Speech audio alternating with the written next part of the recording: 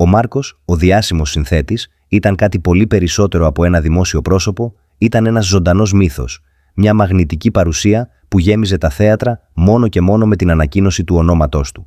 Η φωνή του αντιχούσε δυνατά στις πιο διάσημες σκηνές και το έντονο βλέμμα του μάγευε τα πλήθη. Ωστόσο, κάτω από τη χρυσή επιφάνεια της επιτυχίας και της φήμης, υπήρχε μια ψυχή φθαρμένη από τη ρουτίνα και την έλλειψη έμπνευσης. Η σπίθα που κάποτε άναβε τη δημιουργική του ιδιοφυΐα έμοιαζε να έχει σβήσει, αφήνοντάς τον να περιπλανιέται ανάμεσα σε άδεια χειροκροτήματα και ατέλειωτες νύχτες.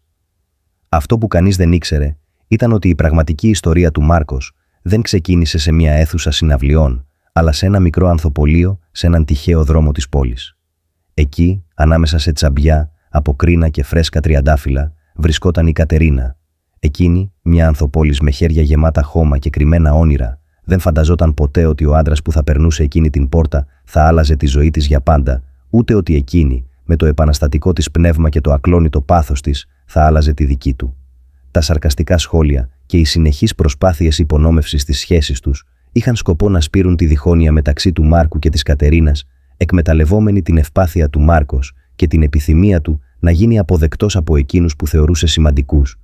Και πάνω απ' όλα, όλοι εκμεταλλευόμενοι την ενόχληση που ένιωθε ο Μάρκος προς την Κατερίνα εκείνη την εποχή. Μετά από 2 εβδομάδες σιωπής, το βάρος της αποξένωσης μεταξύ του Μάρκου και της Κατερίνας γινόταν όλο και πιο αφόρητο.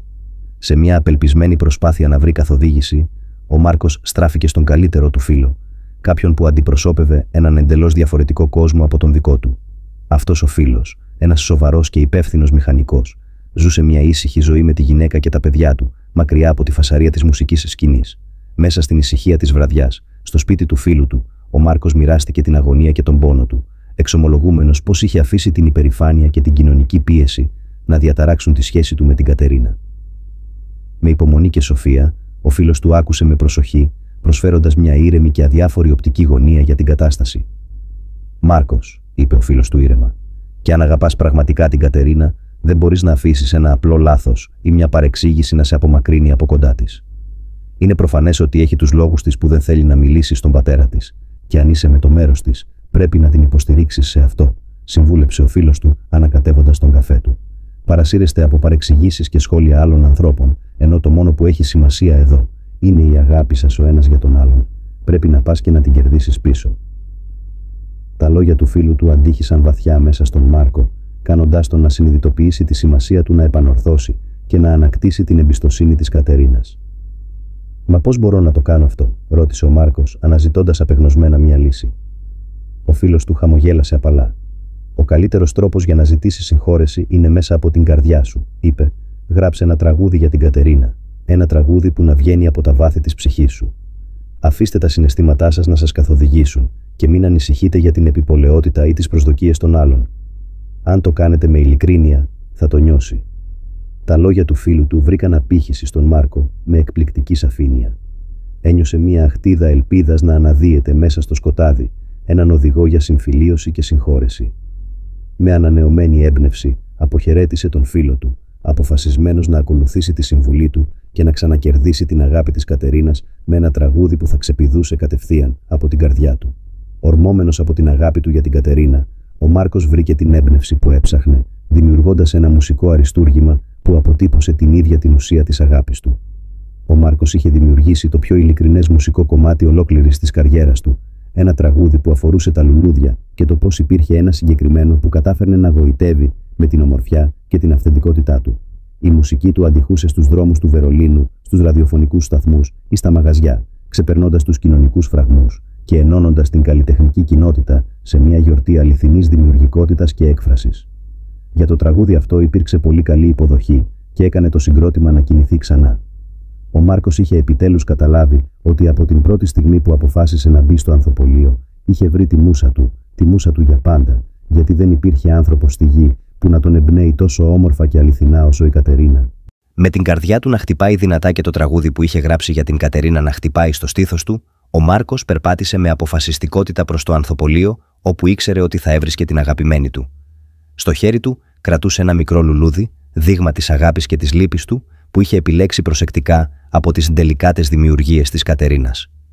Καθώς έμπαινε στο κατάστημα, το κουδούνισμα του κουδουνιού πάνω από την πόρτα ανακοίνωσε την άφιξή του.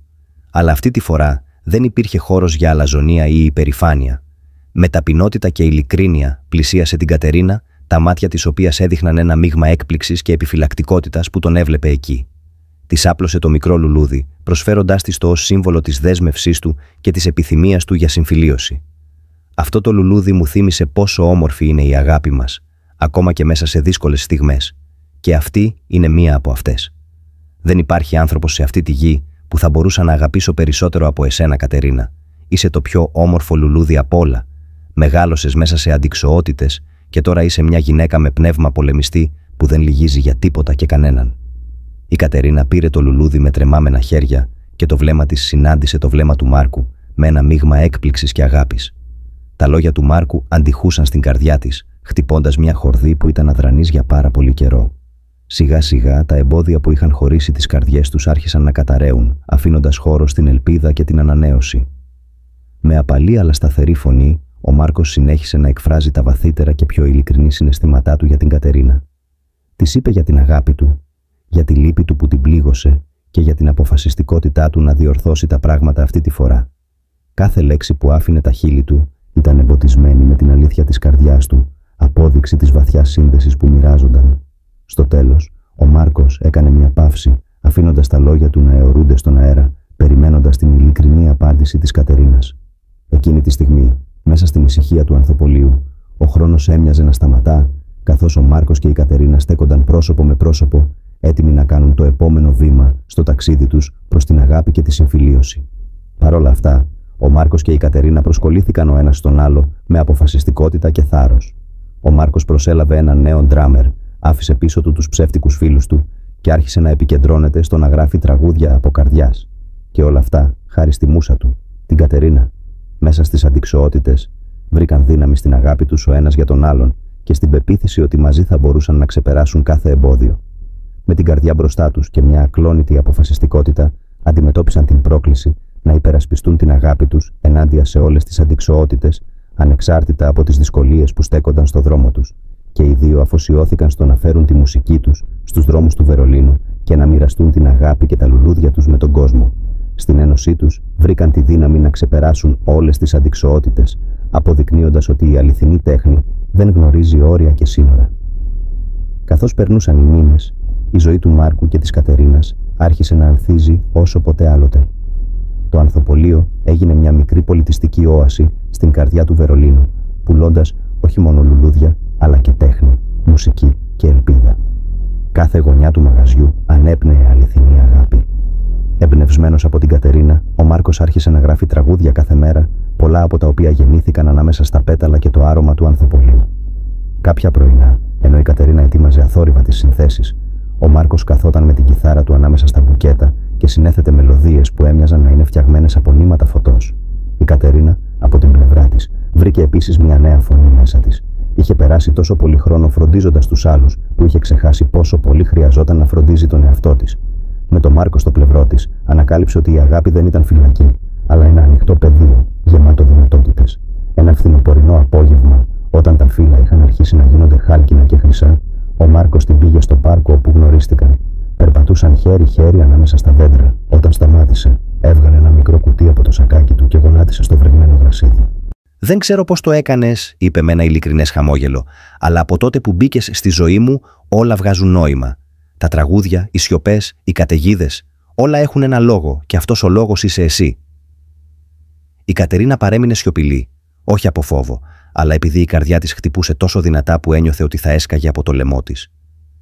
«Θα με παντρευτείς?» ρώτησε, σηκώνοντας το μικρό κουτί και αποκαλύπτοντας ένα μικρό δαχτυλίδι σε σχήμα λουλουδιού, σχεδιασμένο από τον ίδιο. Δεν χρειαζόταν να το σκεφτεί. Έριξε τα χέρια της γύρω του και μέσα από δάκρυα χαράς του ψιθύρισε στο αυτί. Ναι, 1000 φορές ναι.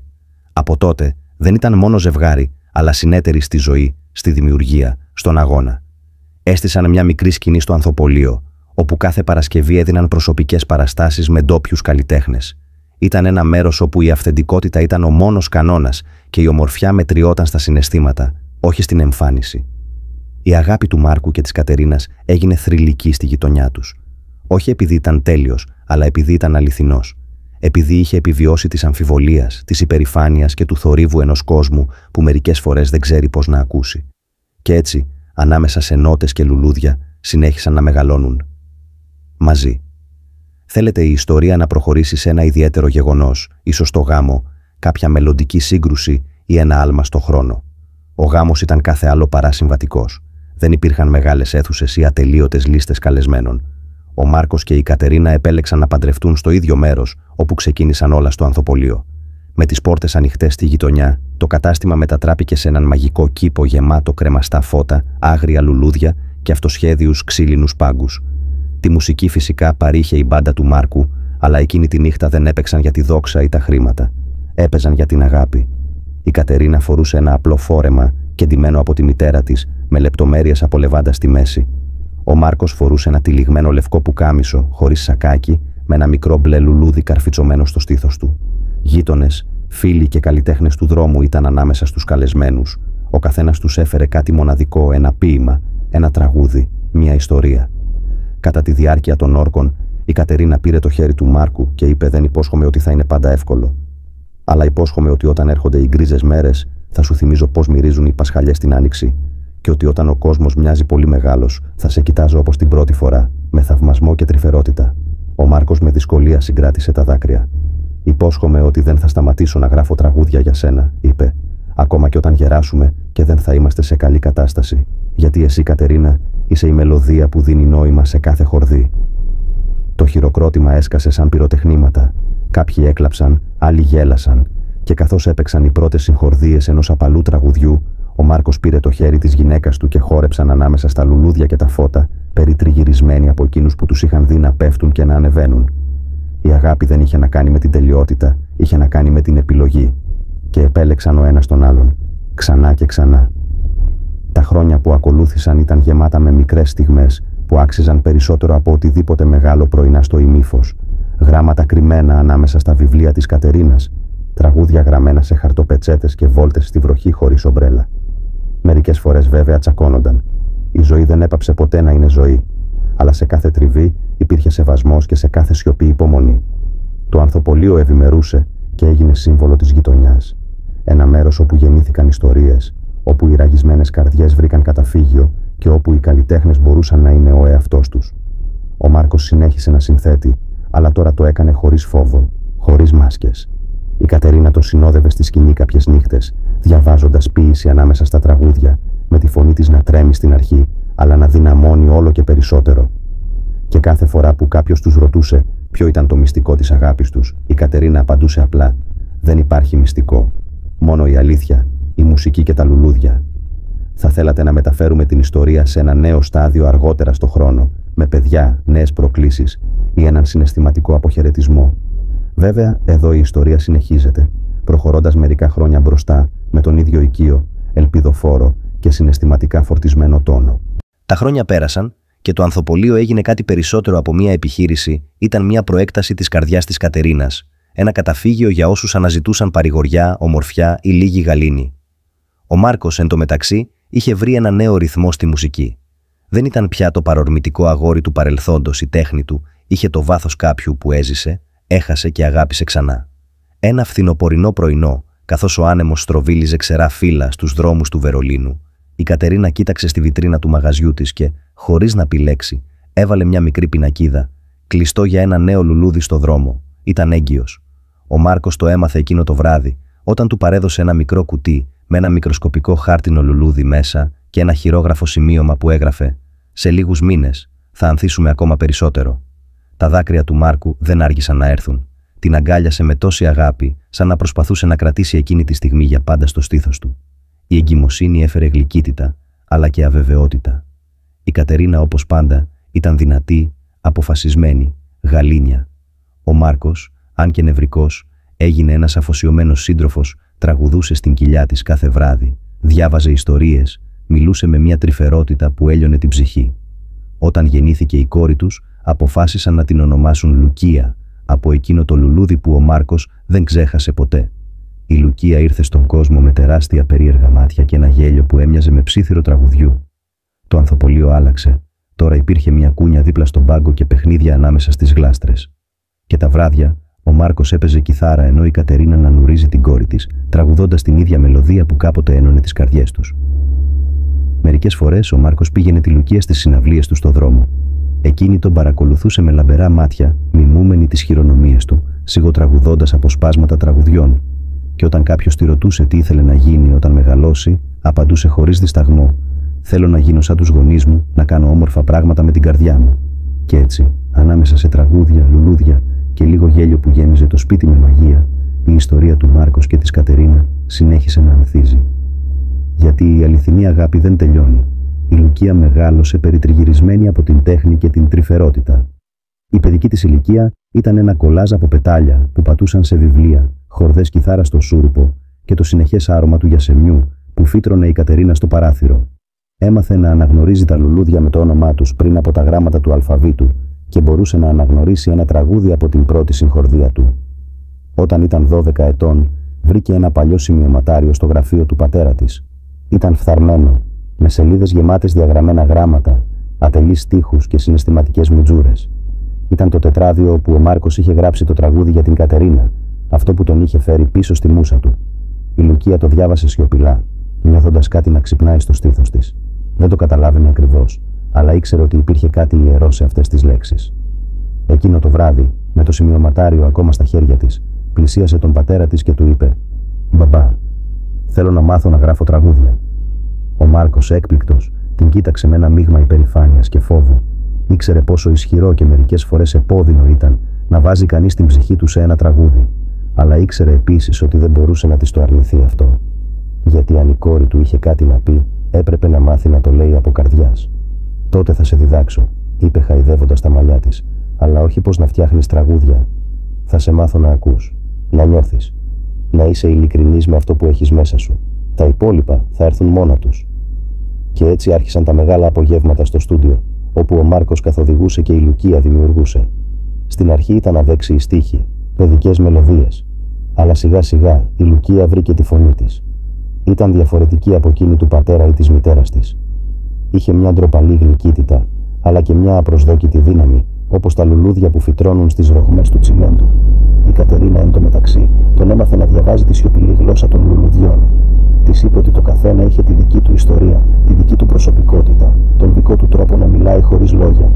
Η Λουκία άκουγε με προσοχή, συνδέοντας στο μυαλό της τους κόσμους των γονιών της, τον κόσμο των λουλουδιών και τον κόσμο των τραγουδιών.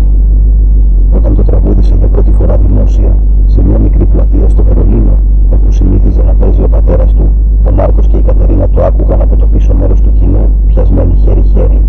Τα μάτια τους γέμισαν δάκρυα, αλλά δεν είπαν τίποτα. Απλά κοίταζαν την κόρη τους με το είδος της αγάπης που δεν χρειάζεται λόγια. Και εκείνη τη στιγμή, με την τρεμάμενη αλλά σταθερή φωνή της να γεμίζει τον κρύο φθινοπορεινό αέρα, η Λουκία ήξερε κάτι σίγουρα. Είχε βρει και εκείνη το δικό της λουλούδι, το δικό της τραγούδι, το δικό της μονοπάτι. Τα χρόνια πέρασαν και η Λουκία έγινε μια ταλαντούχα νέα γυναίκα, με τη δική της φωνή, το δικό της στυλ, αλλά πάντα με τα ίχνη των γονιών της παρόντα. Ο Μάρκος και η Κατερίνα, αν και γερασμένοι από το πέρασμα του χρόνου, παρέμεναν οι πυλώνες της ζωής της. Το ανθοπολείο, ήδη ένα θρυλικό μέρος στο Βερολίνο, δεν ήταν απλώς μια επιχείρηση, ήταν ένα σύμβολο αυτού που είχαν χτίσει μαζί, αυτού που αντιπροσώπευε η αγάπη και η τέχνη. Η Λουκία άρχισε να φτιάχνει τη δική της μουσική, πέρα από τα τραγούδια της παιδικής της ηλικίας. Εμφανίστηκε σε μεγαλύτερες σκηνές, πρώτα σε μικρά μπαρ, μετά σε θέατρα, μέχρι που η φωνή της ακούστηκε σε όλο τον κόσμο. Αλλά, όπως και ο πατέρας της, δεν επιδίωξε ποτέ τη φήμη.